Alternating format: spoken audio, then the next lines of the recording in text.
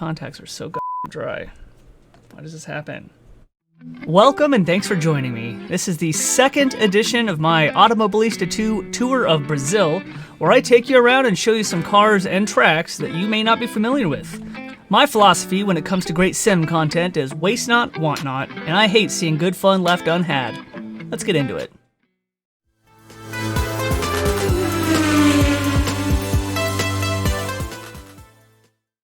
Today's circuit is the Autodromo Internacional de Campo Grande, located in, you guessed it, Campo Grande, Brazil. The track is one of the more modern in the country, built in 2001. This short, 2.1 mile, 3.4 kilometer circuit has played host to notable series such as Stock Car Brazil, Formula Truck, and the South American Formula 3 Championship. The circuit features 12 corners and is primarily made up of a mix of straights and hairpins of varying degrees, with one slightly technical section at the end of the lap. The car we will check out today is the Puma GTE. The Puma GTE is a Brazilian-made sports car first constructed in 1970 and produced until 1980.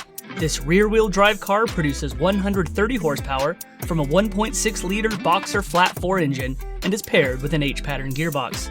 The Puma GTE weighs in at 1,984 pounds, or about 900 kilograms, and does not feature traction control or ABS. This car is part of the Copa Classic B class in AMS2, which is based on a real contemporary racing series in Brazil. Alright, here we go for 10 minutes at Campo Grande in the Puma GTE. Now I do have the full Copa Classic B class out on the track here, but certainly see a few Pumas among them, including the one you'll notice on the left up there, making its way into the corner now, which is one of my favorite liveries. Definitely seems to be a something based on the old Gulf oil racing colors. Like that one quite a lot. There's actually another one that I think was shown in the intro that is seems to be a take on Martini Racing's classic color scheme.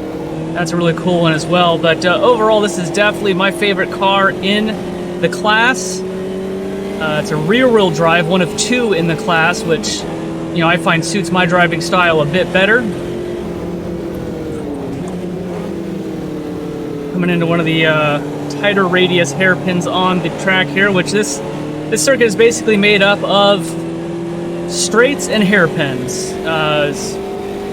Not much else. There are a few corners that technically probably don't qualify as a hairpin, but they're pretty close even in that. Several that definitely do, though. AI getting into the dirt on the left over there. I'll see if I can make some spots back. In talking away the AI, I've definitely lost several spots here.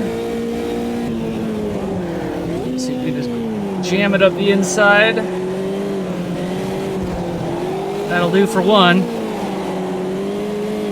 This is the one slightly technical section of the track that we're working through right here. And it's not even really that technical, but as far as what this track offers, there you go.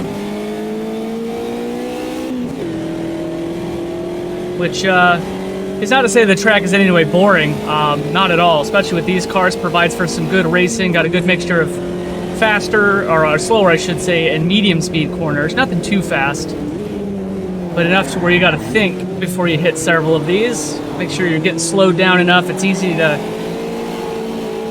kind of get lulled into a sense of, you know, just speed and miss your braking point, I should say, after some of these longer straights, which, for as short as this track is, has some pretty long straights.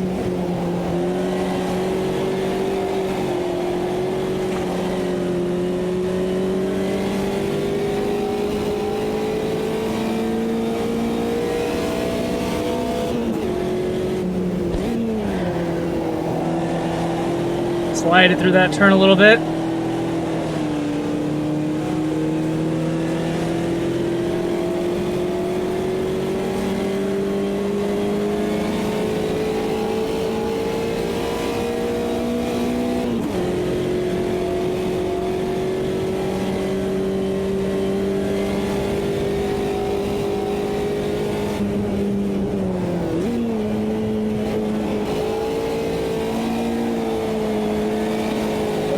Get some understeer there. That's a corner where it's real easy to find yourself going off track if you don't get slowed down well enough.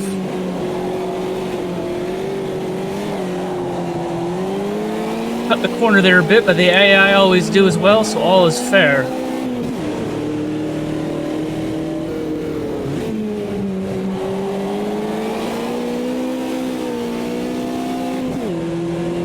Alright, let's see if we can make a pass or two on this straight here.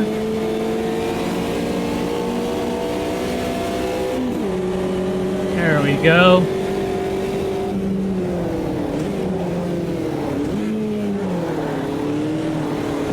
AI trying to really get inside there.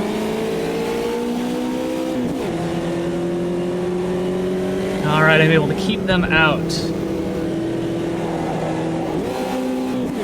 I didn't need to go up a second there, but it really seems like I'm losing all sense of acceleration in third gear. Now I'm running the default setup here, and I don't know if how that compares to what the AI does. I don't know if they changed their setup or not.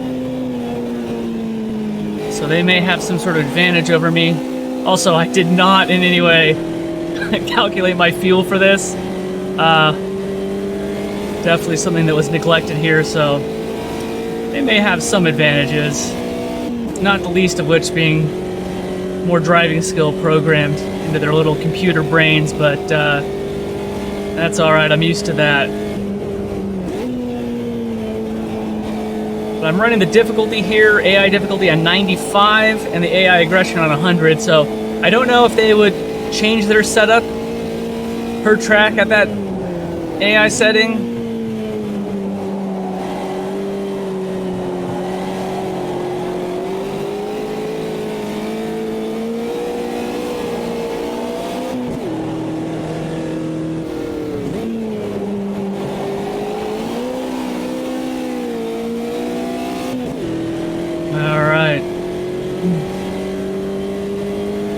So I've worked my way up to 19th here. I think I started in P17, so if I could finish at least gaining those spots back, I'd feel pretty good about that after that horrendous start.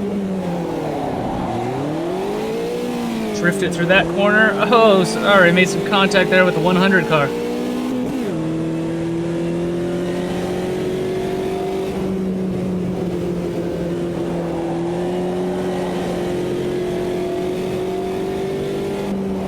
Being that I am an immersion-based sim racer, if you will, and primarily race offline, I definitely try to race AI like I would actual people. You know, there's no fun getting out here and just trying to play bumper cars with them.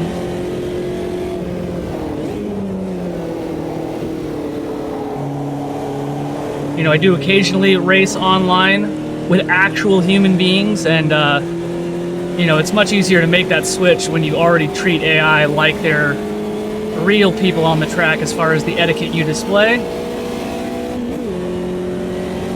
It's easy to develop bad habits when you treat them like, well, AI.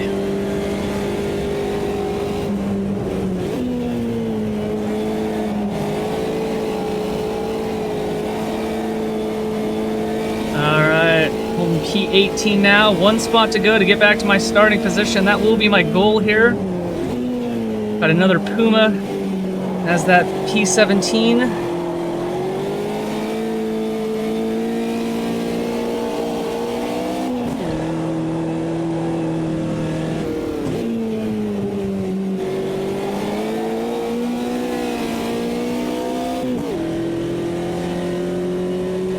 Two and a half minutes left, so I should definitely have at least a chance to do it if I don't mess it up, but being this is me we're talking about here, that is no guarantee that I won't do that.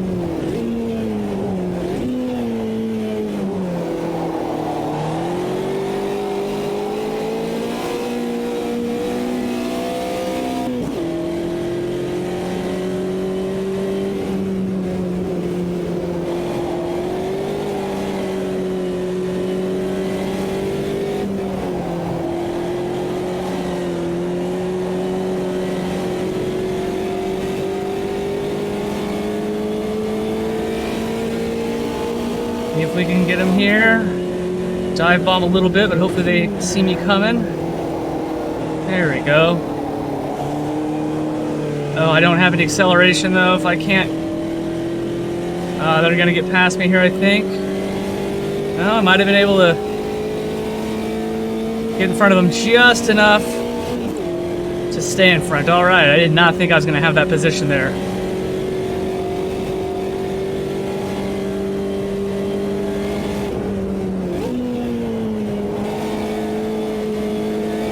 Another car right on my bumper now. Gotta make sure to keep them behind me if I can.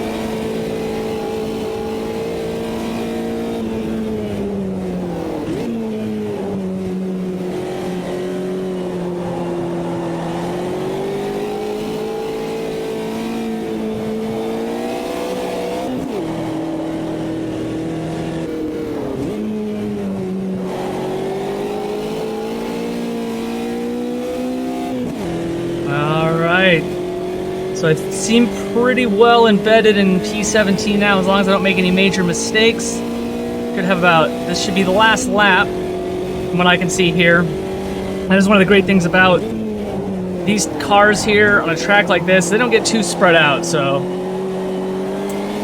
it gives you a better idea, at least if you're running a time race when you cross that line. If you've got another lap going or not, you can be pretty sure that, you know, unless you're at the tail end of the lap, leaders aren't going to be anywhere close to have already crossed that line again.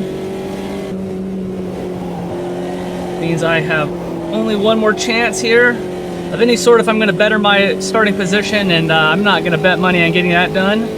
But I feel pretty good about getting back to P17 after I think dropped to like P20, P21 or something like that in the start.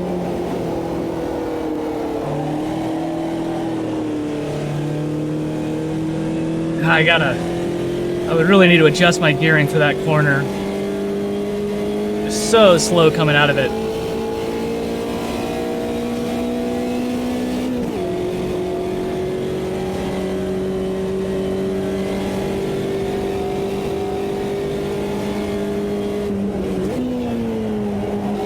Woo! Drifting it there. Saw another car coming behind me and really felt like I needed to carry some speed into that one. Definitely carried a bit too much. But all is well that ends well, as they say. And I managed to stay ahead.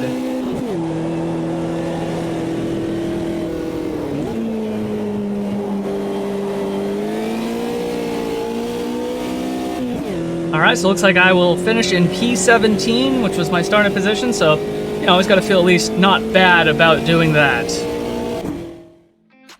Thanks for riding along with me. Hope you enjoyed yourself, as I certainly did. And if you did like the video, I would appreciate it if you give that thumbs up button a little clickety-click there. And if you would like to see more of my upcoming AMS 2 tour of Brazil or any of the other sim racing content I have planned coming up, go ahead and click that subscribe button as well. See you later.